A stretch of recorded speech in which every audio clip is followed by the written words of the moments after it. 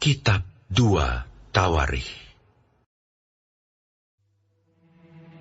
Setelah lewat 20 tahun, selesailah Salomo mendirikan rumah Tuhan dan istananya sendiri. Maka Salomo memperkuat kota-kota yang diberikan Huram kepadanya, dan menyuruh orang Israel menetap di sana. Lalu Salomo pergi ke Hamat Soba dan menaklukkannya. Kemudian ia memperkuat Tadmor di padang gurun dan semua kota perbekalan yang didirikannya di Hamat.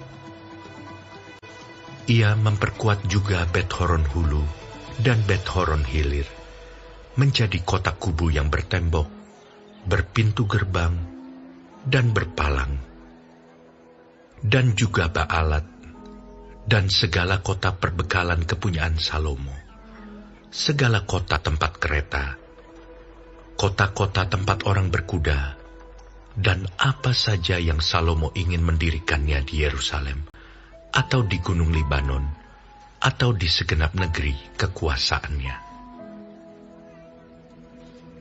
Semua orang yang masih tinggal dari orang Het, orang Amori, orang Feris, orang Hewi, dan orang Yebus, yang tidak termasuk orang Israel, yakni keturunan bangsa-bangsa yang masih tinggal di negeri itu, dan yang tidak dibinasakan oleh orang Israel.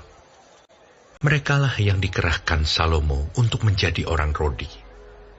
Demikianlah mereka sampai hari ini. Tetapi orang Israel tidak ada yang dijadikan budak oleh Salomo untuk pekerjaannya, melainkan mereka menjadi prajurit, atau perwira pasukan berkuda, atau panglima atas pasukan kereta dan pasukan berkuda. Dan inilah pemimpin-pemimpin umum Raja Salomo, 250 orang yang memerintah rakyat.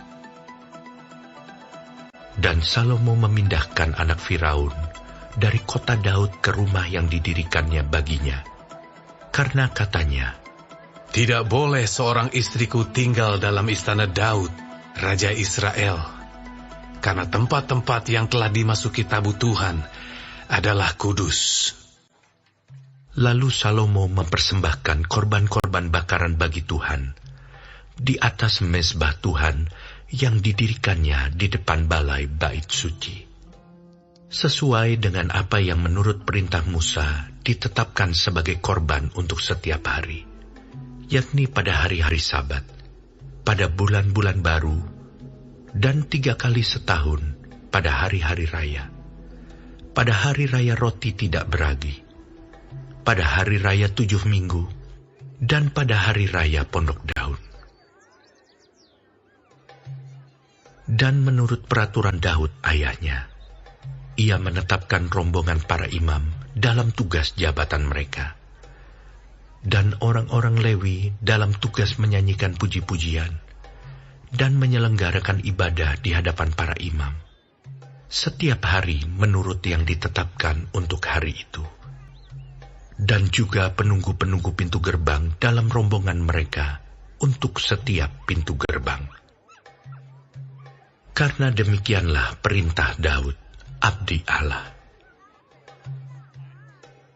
Mereka tidak menyimpang dari perintah raja mengenai para imam dan orang-orang Lewi dalam perkara apapun, juga mengenai perbendaharaan. Maka terlaksanalah segala pekerjaan Salomo, dari hari dasar rumah Tuhan diletakkan, sampai kepada hari rumah itu selesai. Dengan demikian, selesailah sudah rumah Tuhan. Kemudian Salomo pergi ke Ezion Geber dan ke Elot, yang letaknya di tepi laut, di tanah Edom. Dengan perantaraan anak buahnya, Huram mengirim kapal-kapal kepadanya, dan anak buah yang tahu tentang laut. Bersama-sama anak buah Salomo, mereka sampai ke Ofir. Dan dari sana mereka mengambil 450 talenta emas yang mereka bawa kepada Raja Salomo.